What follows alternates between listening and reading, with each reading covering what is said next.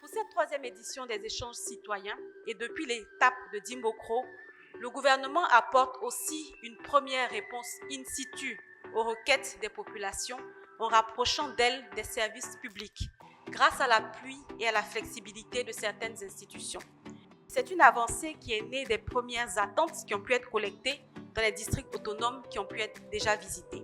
Et Monsieur le Premier ministre, chef du gouvernement, attache d'ailleurs une très grande importance à cette étape de collecte et de traitement des préoccupations dans le cadre de l'amélioration continue de l'action gouvernementale.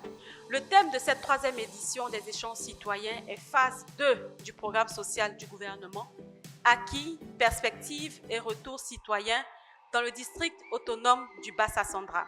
C'est une joie immense de savoir qu'en qualité de premier magistrat de la commune, qu'une telle activité de communication directe et de proximité se déroule dans ma commune. Aujourd'hui, vous allez échanger. Vous allez échanger en présence d'une grande personnalité. Il est ministre de la Communication et il est porte-parole du gouvernement. Voyez-vous, la parole qu'il va porter ici, en partant d'ici, eh bien, c'est une parole dans laquelle l'on doit trouver vos satisfactions, vos insatisfactions, vos suggestions, vos propositions. Et tout ceci, il va les porter au gouvernement. De façon pratique, le programme social du gouvernement PSGOV, notamment en sa phase 2, fera l'objet d'une présentation de la coordination nationale du PSGOV à travers une vidéo qui vous sera projetée tout à l'heure, et après quoi suivront les échanges, notamment les questions-réponses. Nous répondrons aux questions dont nous avons la réponse, mais les DR sont là pour nous épauler si la question est plus technique, plus précise, plus spécifique.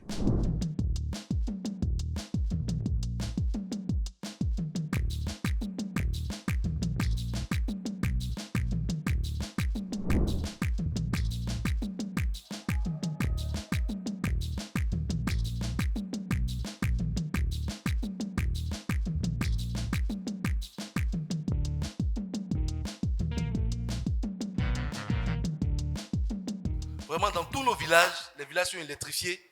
On a un sérieux problème au niveau du Boclé. Au niveau de la CIE, quand les parents vont voir, les compteurs sont terriblement et foncièrement chers. On les parle de 160 000 francs pour un compteur. Vraiment, ça fait que nos populations ne peuvent pas avoir les compteurs.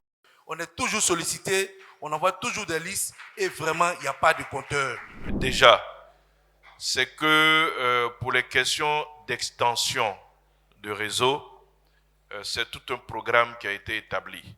Et il vous a dit, bientôt, donc, la direction de San Pedro fera un tour pour pouvoir donc regarder les problèmes d'extension donc, dans votre ville. On a beaucoup de localités où effectivement, dans le cadre du programme électricité pour tous, PPTE, donc, on a des poteaux qui ont été posés. Dans certaines localités, les fils ont même été tirés, les câbles ont même été tirés. Il reste juste à connecter au réseau électrique. Mais ça demande d'autres investissements.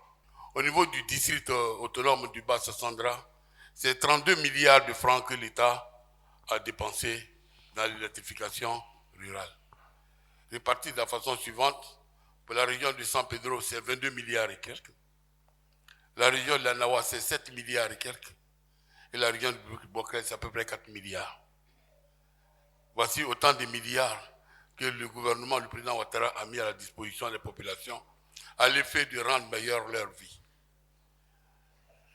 Je voudrais également signifier que c'est vrai, les compteurs ont commencé à être distribués en Côte d'Ivoire, mais aussi dans le district autonome du Bas-Sassandra. C'est vrai que ce n'est pas encore à profusion, mais il y a un début de distribution de ces compteurs-là, surtout aussi dans le Boclé.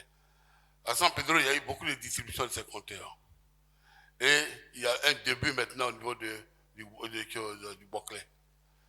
Il y a le directeur régional fonctionnaires de la CIE, autres là, et c'est l'équipe qui sont en train de faire la distribution, la mise en place de ces compteurs-là. Après ce que nous avons besoin, au moins, on a déjà un château d'eau, mais nous avons besoin au moins de 2 châteaux. Il y a un vaste programme donc, au niveau du ministère de l'Hydraulique et de l'Assainissement donc, qui sera lancé bientôt et qui va doter toutes nos sous-préfectures de châteaux d'eau, celles qui ne les ont pas encore. Donc c'est un programme qui concerne plus d'une centaine de châteaux d'eau. À cela s'ajoute le programme donc d'installation de pompes à motricité humaine qui est conduit donc par l'ONEP et d'hydraulique villageoise améliorée que l'ONEP aussi conduit. Donc sur cela, une fois de plus, c'est la patience. Le programme sera lancé très certainement avant la fin de l'année et nous pourrons bénéficier de châteaux d'eau dans toutes nos sous-préfectures. Au niveau de l'université de San Pedro, il y a le CHR qui est proche de nous, qui est en face de nous. Mais la politique de fonctionnement du CHR n'est pas un avantage pour les étudiants. Parce qu'au sein de l'université, nous avons une infirmerie.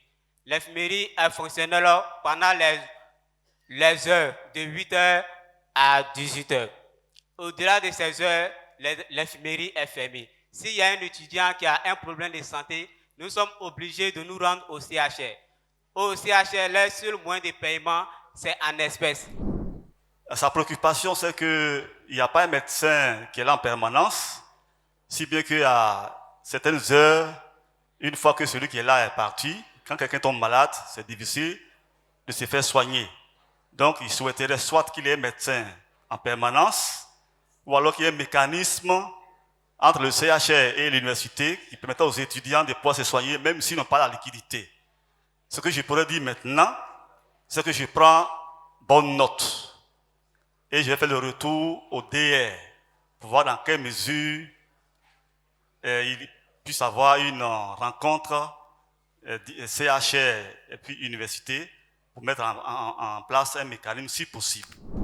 Je viens cette fois-ci au ministre de la Communication. Nous nous disons quelque chose en coulisses et Dieu merci, il est là aujourd'hui. On pourra lui relayer ça. Nous lui disons d'abord merci pour toutes ces actions qu'il mène, voilà, afin de relayer les informations sur les réalisations du président. Mais nous pensons qu'il pourrait encore renforcer cela en utilisant un peu plus l'Internet, mais pas n'importe comment, avec des jeunes et des femmes qui ont la capacité de relayer, la capacité intellectuelle de relayer ces informations-là. Mais des jeunes et des femmes qui seront au préalable formés à cet effet. L'usage d'Internet est libre.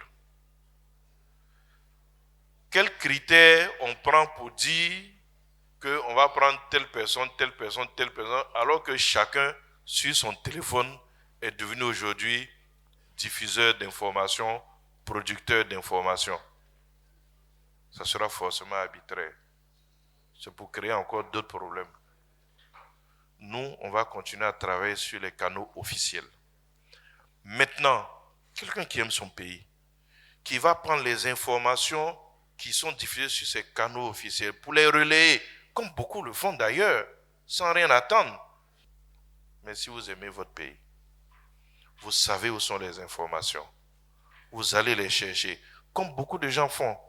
Notamment dans la mode, ils vont y prendre les informations, ils viennent, ils republient ça sur leur page. Ils ont des followers et puis ils monétisent leur page. Mais on peut le faire aussi au niveau des réalisations gouvernementales. Ça devient un comportement citoyen et militant. Pas militant en termes d'appartenance à un parti politique, mais militant en termes de promotion des actions de développement de son pays. Militant parce qu'on est engagé à promouvoir son pays. On l'a vu pendant la CAN. Nous nous sommes battus pour l'orpaillage clandestin sur le fleuve Sassandra. Et ils étaient partis. Aujourd'hui, ils sont encore revenus sur le fleuve Sassandra, sachant très bien que l'eau que nous buvons est tirée du fleuve Sassandra. Donc, c'est pour interpeller monsieur le ministre de la Communication pour qu'au niveau du gouvernement, il puisse trouver une solution pour l'orpaillage clandestin. Je vous remercie. Nulle part sur le territoire ivoirien un orpailleur ne s'installe s'il n'a pas eu d'autorisation des détenteurs de droits coutumiers sur le sol. Nulle part. L'État va continuer à faire sa part.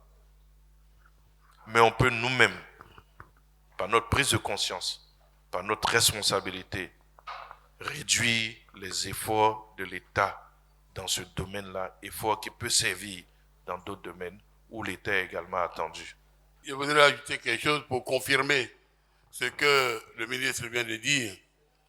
Le vice-président du conseil régional du Boclé qui est intervenu, qui dit que nous avons fait des démarches, nous avons fait des sensibilisations, nous avons posé des actes pour essayer de lutter contre l'orpaillage. C'est la réalité. Je prends le cas du village de Kouaté. Le village de Kouaté, dans la sous-préfecture de Gliri. Kouaté, Boutoubré et tout ça. Les orpailleurs ont fait disparaître une île. Une île dans le fleuve Sassandra. Et à force de creuser, les arbres sont tombés, tout et tout. Et l'île a disparu, nous les avons convoqués. Nous avons eu des séances de travail. Mais les chefs de village disent, c'est eux qui ont accepté qu'ils viennent parce que de temps à autre, ils construisent une école, ou bien ils construisent un dispensaire, ou bien même le chef même, il a pour lui dedans. Et c'est la réalité. Et lorsque vous voulez chasser les chefs, c'est eux-mêmes les orpailleurs, les chefs de village même se lèvent pour venir, pour dire vraiment, il ne faut pas les chasser, parce qu'ils nous aident. Ils vous aident comment? Il a dit, mais le gouvernement construit des écoles, le gouvernement construit des hôpitaux, des dispensaires.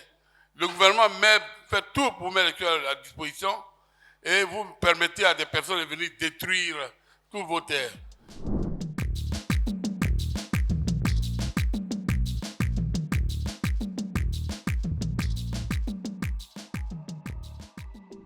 Ces échanges citoyens sont très importants parce qu'ils sont très ouverts. Il n'y a pas de sujet tabou. Chacun pose des questions et nous avons affaire à des professionnels. Voilà, le ministre qui connaît son sujet sait répondre.